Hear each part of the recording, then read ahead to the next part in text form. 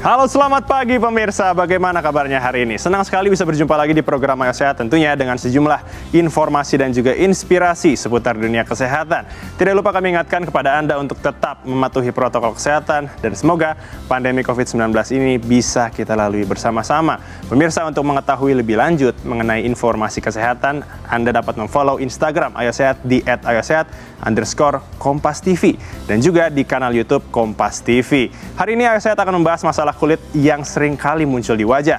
Betul, itu adalah jerawat yang ternyata banyak jenisnya dan berkaitan dengan kondisi kesehatan kita. Seperti apa mengenali jenis jerawat ini? Nanti kita akan berbincang langsung dengan dokter spesialis penyakit kulit dan kelamin Dr. Kardiana Purnama Dewi. Mari kita mulai Ayo Sehat bersama saya, Elgin Fridianto.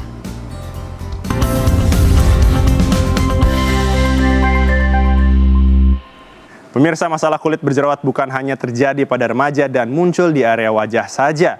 Meski bentuknya kecil, jerawat merupakan gangguan kulit yang paling menyebalkan bagi banyak orang. Rasa sakit, gatal, dan mengganggu penampilan biasanya menjadi alasan jerawat harus segera diobati. Namun perlu diketahui juga cara mengenali jenis jerawat yang muncul. Seperti apa caranya? Berikut informasinya untuk Anda. Pemirsa, akne vulgaris atau jerawat adalah kondisi abnormal kulit akibat berlebihnya produksi kelenjar minyak, ditambah dengan gangguan pelepasan kulit yang kurang baik. Bagian tubuh yang kerap ditumbuhi jerawat, yakni terutama pada daerah wajah. Lalu ada juga di bahu, dada, dan punggung. Ketika muncul di wajah, jerawat ini bahkan tak hanya menimbulkan rasa tidak nyaman, tapi juga bisa mengurangi rasa percaya diri. Bahkan, pada penanganan yang salah, jerawat bisa membuat wajah menjadi kusam dan menimbulkan bekas di wajah. Melansir dari artikel harian Kompas, sejumlah faktor sering menyebabkan timbulnya jerawat seperti ketidakseimbangan hormon, kontaminasi bakteri, kontaminasi zat-zat kimia tertentu, atau alergi obat, makanan tertentu yang banyak mengandung lemak dan bersifat merangsang aktivitas kelenjar lemak, cuaca yang panas, tekanan psikologis atau stres, dan faktor genetik. Sedangkan faktor lainnya yang bisa menyebabkan jerawat pada badan, yakni keringat dan penggunaan baju yang ketat. Lantas, bagaimana cara mencegah dan mengatasi bekas jerawat? Temukan jawabannya di Ayo Sehat. Pemirsa, untuk membahas lebih lanjut sudah hadir Dr. Kardiana Purnama Dewi, dokter spesialis penyakit kulit dan kelamin. Selamat pagi, Dok Dew. Selamat pagi, Mas Elgin. Bagaimana kabarnya, Dok? Baik banget. Alhamdulillah, baik banget. Nah, pemirsa, perlu menjadi informasi bahwa Dok Dew dan juga seluruh kru yang bertugas pada program Ayo Sehat edisi kali ini sudah menjalankan protokol kesehatan yang ketat dan juga sudah melakukan tes terhadap COVID-19. Nah, Dok Dew, ini masalah yang dari dulu, bahkan sekarang saat pandemi mungkin sedang merajalela ya. Betul. Jerawat. Mungkin bisa dijelaskan nih, Dok, bagaimana sih jerawat itu bisa timbul? Kebetulan informasinya ada gambarnya nih. Oke, siap. Ayo kita lihat Kita lihat ya. Sekalian mungkin bisa dijelaskan, Dok, mungkin seperti apa sih kira-kira jadwal itu timbul? Jadi gini, Mas Elgin dan pemirsa semuanya, ini lapisan kulit kita. Kalau kulitnya itu dipotong, maka di setiap folikel rambut, ini ada kelenjar nih, Mas Elgin nih, dan teman-teman semua nih. Jadi kelenjar ini biasanya memproduksi minyak, sebum kita bilangnya gitu ya. Nah, pada orang yang memang kulitnya bakat berminyak, maka produksi sebum ini banyak banget gitu. Sehingga produksi sebum yang banyak, kalau diilustrasikan ini sampai penuh kuning semua. Kemudian biasanya yang kedua ada sel-sel kulit mati juga yang menutup permukaan kulit. Kenapa? Karena biasanya orang yang berminyak merasanya berminyak banget, cuci muka jadi lebih lebay. Betul. Ya? Jadi akhirnya kulitnya malah lebih kering, pori-porinya ketutup sama sel kulit mati dan juga kotoran. Terus jadi meradang, jadi deh ada bakteri namanya Propionibacterium acnes. Jadi ada bakterinya loh. Berarti jerawat itu ada bakterinya, pemirsa. Betul. Ingat itu. Baik. Nah, untuk mengetahui jenis-jenis jerawat mungkin, Dok, bisa dijelaskan kira-kira ada apa aja sih? Kan banyak banget tuh kayaknya. Nah, kita ada memiliki data lagi. Nah, ini pertama kali nih. Kita lihat dulu, mungkin ada seorang perempuan, ternyata dia mengalami outbreak dari kalau jerawat. cewek begitu deh ya. Oke, jadi sebenarnya memang pada satu area jerawat, kalau kita tadi lihat ya di yang gambar wanita sebelumnya, memang itu satu muka tuh macam-macam gambarannya. Ya, jadi seperti ini tepat sekali. Sebenarnya Mas Jadi Dok Dew juga pengen klarifikasi nih, bahwa sebenarnya kalau dibilang jenis jerawat ini kurang tepat. Ini adalah gambaran klinis yang bisa muncul pada jerawat. Oke. Iya, jadi ada yang namanya komedo hitam, komedo putih, ada papul, nodul, pustul dengan kistik. Dan biasanya ini pun bahkan bisa muncul bersama-sama atau satu tipe saja. Oke. Ya, jadi kalau kita lagi baru awal-awal, kita ada yang kenal istilah akne komedonal, di mana pokoknya komedo-komedo semua tapi banyak. Atau ada yang namanya akne vulgaris, satu muka itu muncul semua tipe, bukan cuma di muka tapi di dada, di punggung, bahkan di bahu-bahu. Ya. Ada juga namanya akne conglobata, wah yang sampai besar-besar banget, sampai ke leher-leher itu. Betul. Terus ada juga akne hormonal, ya karena faktor hormonal, atau akne mekanika karena misalnya karena kelamaan pakai masker atau pakai helm tepinya sini, atau mungkin karena faktor-faktor lain atau karena penggunaan makeup. Banyak lagi tipe-tipe jerawat, ya. Tapi yang tadi adalah gambaran klinis. Nah, yang bisa muncul dan itu biasanya bisa bercampur aduk dalam satu wajah. Baik. Nah, ini Dok, pemirsa juga sempat bertanya mungkin kepada saya, sebenarnya dari jerawat yang muncul saat remaja dan saat sudah dewasa ini apakah berbeda, Dok? Sebenarnya ada perbedaan. Ada perbedaan. Betul. Monggo dijelaskan. Nah, jadi gini, kalau kita lihat karena pada remaja itu ada lonjakan kadar hormon karena puber. Nah, sebenarnya kan bukan cuma jerawat ya, mulai ada perubahan yang lain, termasuk bau-bauan itu mulai muncul gitu ya, karena itu pengaruh dari hormon. Nah, salah satu dampak yang utama adalah ada peningkatan kelenjar minyak yang membuat, nah tadi kita dibahas bahwa penyebab jerawat nomor 1 adalah peningkatan produksi sebum. Benar. Karena faktor hormon, sebumnya meningkat, jadi akhirnya mungkin timbul jerawat. Nah, kalau pada anak puber itu biasanya kayak gini nih, Mas. Umumnya ya? di sini ya? Di jidat sama daerah hidung. Biasa terkenalnya T-zone. Yes, ya? T-zone. Tetapi selain di T-zone bisa muncul juga di pipi-pipi, tapi lebih sedikit. Kalau dilihat dari proporsinya, T-zone-nya seperti lebih menonjol keluhannya. Ya. Sedangkan kalau pas udah mulai dewasa, nah kalau mulai dewasa biasanya berproblem lebih banyak perempuan. Karena berkaitan dengan hormon juga, kalau perempuan udah berhafal nih Mas. Udah pada. Namanya adult female acne. Nah, itu justru lebih ke arah, aku pada jidatnya nggak apa-apa Dok, jidatnya bersih, pipi relatif bersih, tapi dagunya lebih banyak dagu bagian bawah sini. Sini ya Dok ya? Yes, gitu. Jadi itu biasanya perbedaannya, memang ada perbedaan. Dok Dew, ini kita masih, seru banget membahas soal jerawat ya, tapi kita harus jeda dulu nih Dok. Pemirsa jangan beranjak dulu karena Ayo Sehat akan segera kembali usai jeda.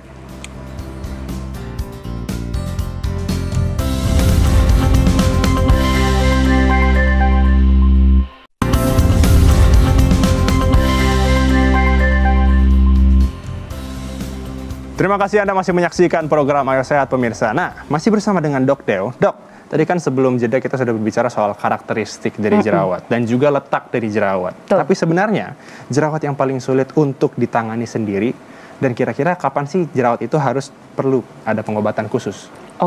Jadi kita lanjut tadi ya Mas El ya. Tadi kita udah bilang kalau tipenya sedang atau berat, itu biasanya perlu untuk berobat ke dokter, berkonsultasi, sehingga dapat penanganan yang tepat. Nah, karena ada juga satu tipe jerawat yang susah banget diobatin, namanya akne conglobata. Jadi kalau jujur dilihat mungkin agak-agak kadang-kadang orang juga suka risih gitu, karena berupa nodul-nodul kistik besar-besar, merah-merah meradang semua, bukan cuma di wajah, sampai ke leher-leher dan sering ke dada dan punggung. Dan itu selain rasanya memang sakit, tapi memang besar-besar dan sebagian bernanah-nanah, jadi ya rasanya sakit dan perasaan hati juga sakit, Mas. Sangat betul sekali Dok Dew, itu baik-baik. Nah, sebenarnya kalau bicara soal komplikasi ya dari jerawat ini, kira-kira ada permasalahan serius seperti apa Dok yang akan dihadapi nantinya? Iya, sebenarnya kalau kita lihat dari akne, sebenarnya semua orang dalam hidup tuh pernah mengalami jerawat biasanya 1 kali setidaknya. Betul. Ya walaupun masa puber sebentar terhilang gitu ya. Tapi ketika aknenya ini sesuatu yang sudah serius, sudah sedang berat, bahkan yang termasuk infeksi, yang benar-benar meradang semua, maka biasanya komplikasi nomor 1 adalah adanya scar atau yang kita tahu bopeng-bopeng. Nah, bopeng-bopeng kalau orang tidak mengalami jerawat, kalau biasanya Dok Dew dengar dari pasien nih, itu biasanya tidak akan memahami perasaan orang yang berjerawat sampai bopeng-bopeng. Karena dengan muka yang tadinya memang terinflamasi semua, maka satu ukuran bopengnya bervariasi Mas El.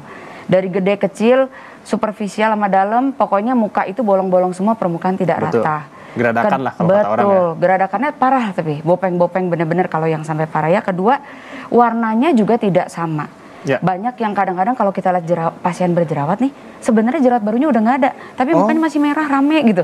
Sisaan ya dok ya? Betul, bekasnya. Dan kemudian bekas yang sudah lama malah jadi hitam. Jadi seringkali kita lihat mukanya tuh kayak nggak pernah bersih, merah semua, hitam semua. Kadang-kadang ya kalau lagi pakai masker sekarang memperparah, tapi di satu sisi tidak terlihat. Tapi di sisi lain stres loh itu. Stres jadi karena membuat, makanya kalau pakai filter, wah baru kelihatan aslinya ya bagusnya. Tapi dengan ada bopeng-bopeng itu penanganannya sulit dan biasanya memang membuat kepercayaan diri si pasien berkurang jauh. Bahkan sampai minder dan biasanya bahkan kalau dari studi di luar negeri itu sampai 80% merasa depresi kalau punya skar-skar yang sampai parah dan warnanya macam-macam. Oke, baik. Nah, bicara soal pengobatan tadi dok, ini apakah kalau untuk anak, kita bicara soal remaja dan dewasa ya, apakah berbeda nih? Ada perbedaan, tapi memang tergantung klinisnya tadi ya. Betul. Jadi harus pertama sih, kalau menurut dokter gini dulu nih Mas, pada prinsipnya tuh suka ada semacam fobia ke dokter kulit misalnya gitu, karena takut nanti jadi berkepanjangan, nanti kita ketergantungan, ketagihan gitu ya. Padahal sebenarnya kalau dokter biasanya selalu jelaskan ke pasien bahwa pada prinsipnya jerawat ini atau akne sebabnya itu multifaktorial. Tadi penyebab utama yang kita udah jelasin di awal ya Mas El, tapi ada faktor pemicu lain, faktor bawaan atau genetik, faktor lingkungan, pekerjaan, stres, diet, pokoknya kalau orang udah berjerawat apapun bisa lead to acne.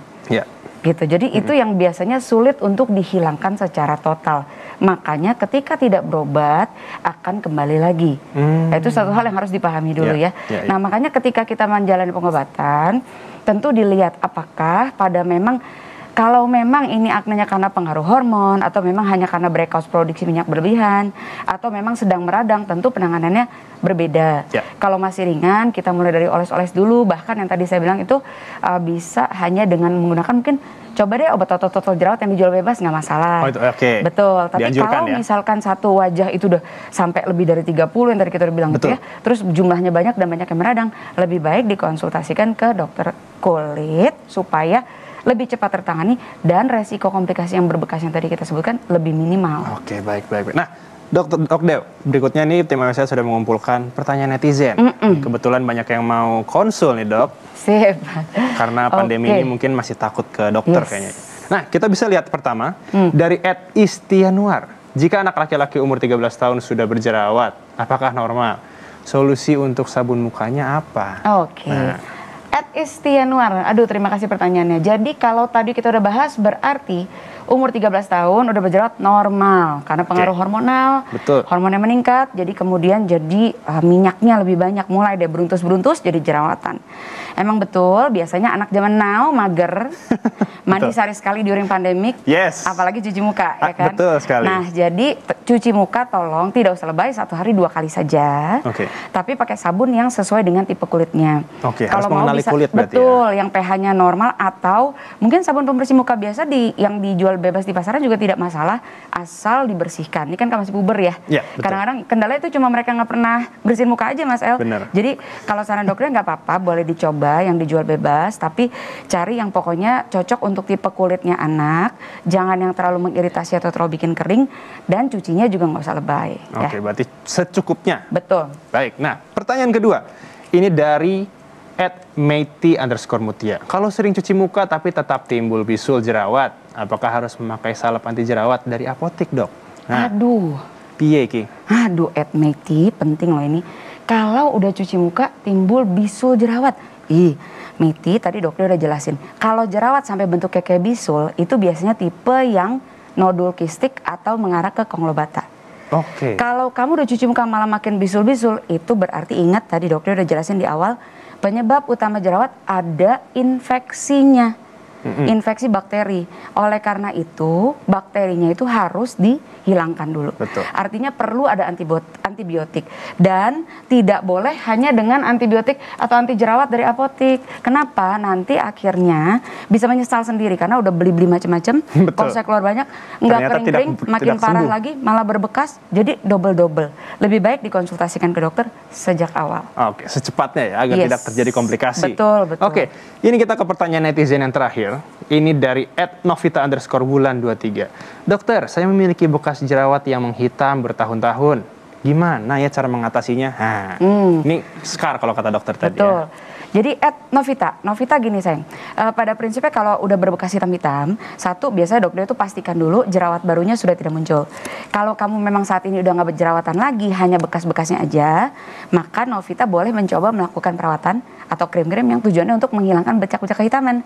Ya seperti ada efek whitening gitu. Yes, ya, betul, tapi pastikan jerawat barunya udah aman ya, dan nggak lagi berminyak dan nggak ada resiko iritasi. Jadi kalau sudah menghitam, tenang, apalagi bertahun-tahun, bisa diatasi, tapi mohon maaf, kalau udah telanjur bekas gini, cost-nya lebih banyak. Bisa dengan laser, dan bisa dengan tindakan lain, mungkin yang lebih simple chemical peeling, tapi memang harus berulang, tidak bisa satu kali, dan biasanya harus disesuaikan dengan tipe kulit. Jadi harus lebih baik konsultasi, karena udah bertahun-tahun kan? Betul. Oke, nah dokter, kita harus jeda sejenak, tapi sesudah jeda pemirsa, saya dan Dok Deo juga akan membahas mengenai mitos atau fakta. Jadi jangan beranjak dulu, ayo saya akan segera kembali, usai jeda.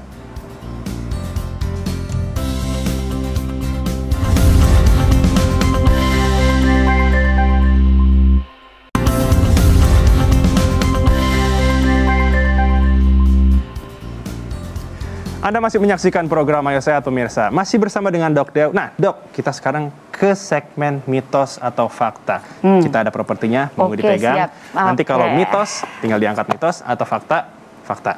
Yang pertama, mitos atau fakta Dok Deo, tabir surya atau sunscreen bisa menyebabkan jerawat. Oke, mitos. Mitos, pemirsa.